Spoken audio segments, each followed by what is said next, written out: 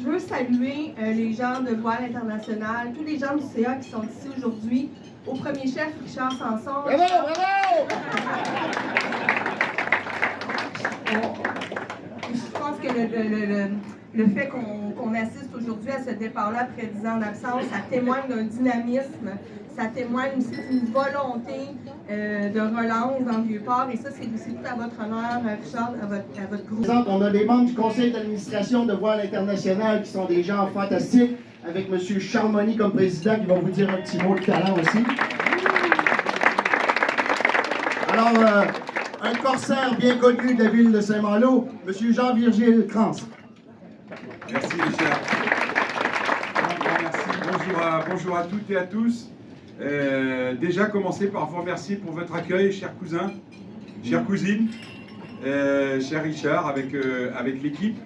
Et puis vous dire bien sûr tout l'attachement que nous avons à cette transat. Et c'est pour ça. Je veux dire un gros merci d'abord et avant tout à Claudine, à toute l'équipe de la TDLG, sans qui il n'y aura pas de pôle.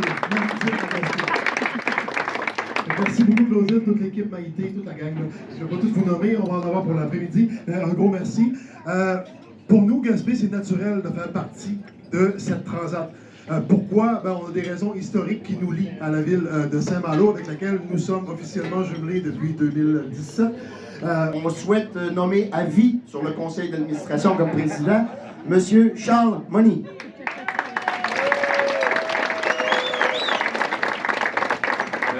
Merci à tous d'être là, merci à l'équipe qui a fait un travail fabuleux. Là. Il reste l'arrivée, mais déjà on peut dire que jusqu'au départ, pour l'instant, c'est top. Merci aussi à tous les bénévoles qui ont participé à faire de cet événement un succès, à la météo qu'on a planifié parfaitement pour avoir du soleil sur la ligne de départ, après une journée pluvieuse hier. Donc à vous. On va parler un peu des marins, 24 classes 40 qui sont là, parmi les meilleurs au monde, donc qui viennent d'Italie, d'Allemagne, de France, du Québec. On a une équipe québécoise qui a pris naissance juste sur l'autre côté de la rive à Lévis, donc avec la Coupe Fémina, donc un équipage féminin. On a aussi deux autres équipes du Québec. On va faire un peu de patriotisme. On a parlé des deux équipes de Saint-Malo. Deux équipes, autre équipe. Georges Leblanc, on l'appelle l'insubmersible. À chaque fois, il dit que c'est sa dernière. On verra bien s'il est là en 2028.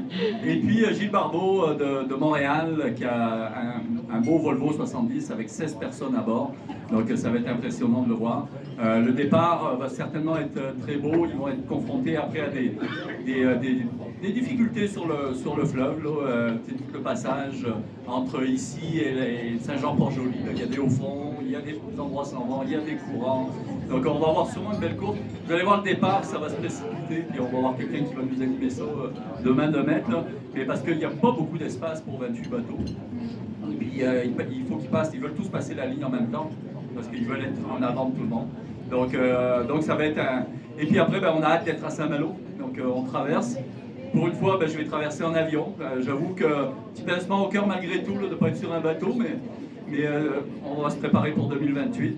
Puis, il faut qu'on continue à supporter la voile au Québec. Donc merci à tous les partenaires qui ont été là pour la Transat.